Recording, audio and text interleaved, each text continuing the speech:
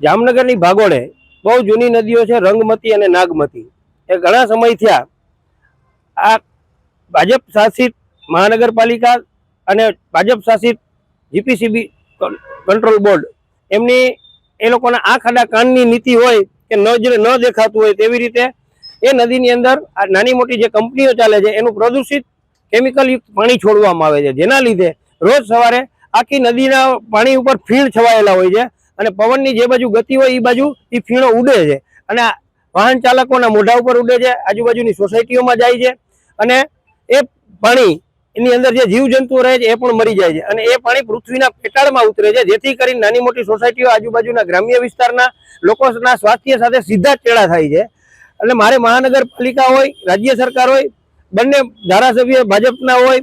સંસદ સભ્ય પણ ભાજપના હોય, તો જે પણ મોટા મોટા